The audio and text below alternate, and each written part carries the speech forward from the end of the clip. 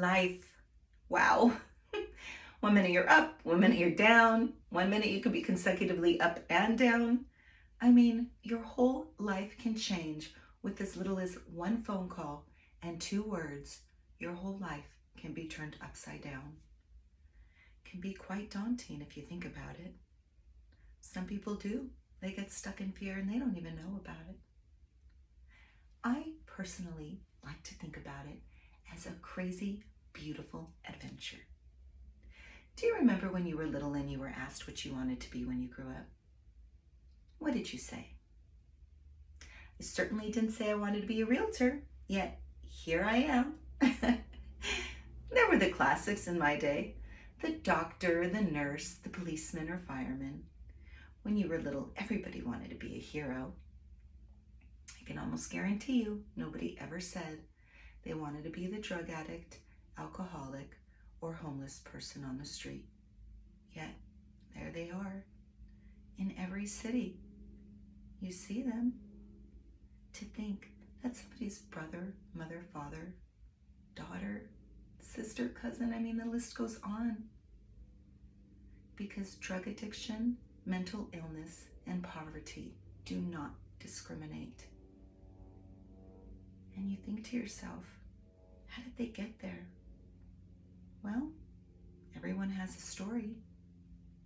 So my question to you today is, what's your story going to be? Are you going to be the victim, the conqueror, the explorer? Maybe you're going to be the villain. Every story has one. The fact of the matter is, the ultimate decision is ours. So, when do we start to decide who we're going to be? Well, studies show that the most important years in a child's life are from ages 1 to 5. This is where they learn social skills, cognitive learning, speech, language, and so much more. So you can see how important these years are in a child's life.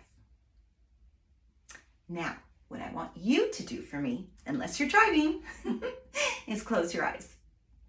Think back. Think back to when you were 5. For some of us, it's a lot longer to go. So if you can't think that far back, then maybe think of some photos you've seen of yourself at that age. Or maybe there aren't any photos of you at that age. How does that make you feel? Okay, we're 5 years old. Who's around us? Who are our parents' best friends? Did we have brothers, sisters? Were you close? Or did you fight all the time? How about your family? Were you affectionate? Were you a huggy and kissy family? Or was it a little cold and standoffish? How about you as a child? Were you daring? Were you outside playing all the time, running and jumping? Or were you a loner? Were you shy and quiet?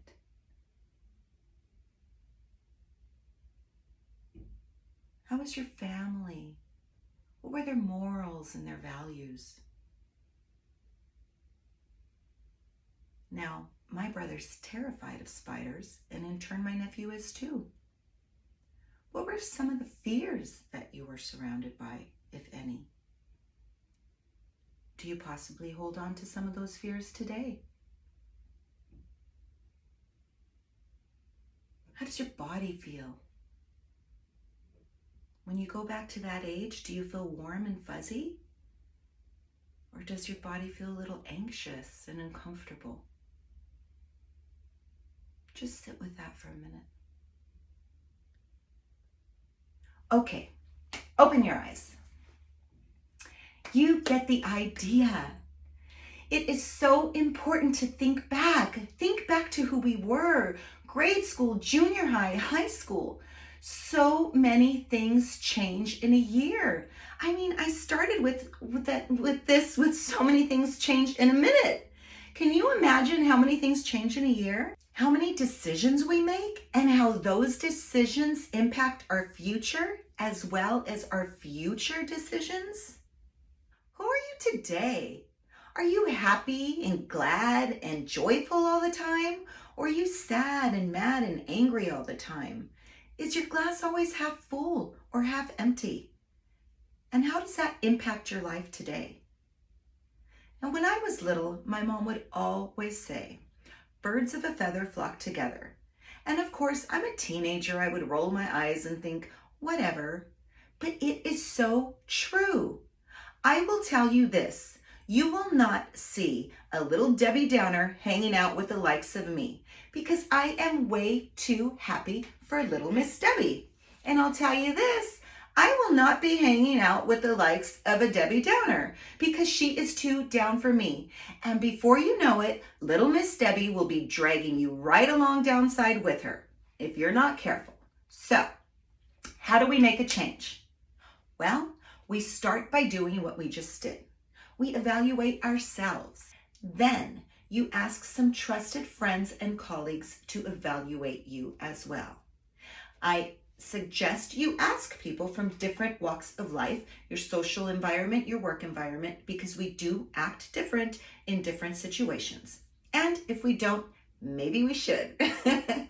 Now remember, this is a listening exercise only. We do not want to start conflict. This is just to learn. So we are there to listen and learn and see if there's any patterns. That brings us to the next step. We write down the responses and we see if there are any patterns. Any patterns in the positive, any patterns in the negative, anything we'd like to change. And then we seek help because it is okay not to be okay. And today there is a plethora of resources out there. You have life coaches, business coaches, health coaches, therapists, psychiatrists. You even have professional cuddlers. You never know. My point is that it is never too late to seek help and become a better, more efficient, grounded, loving human. Thank you.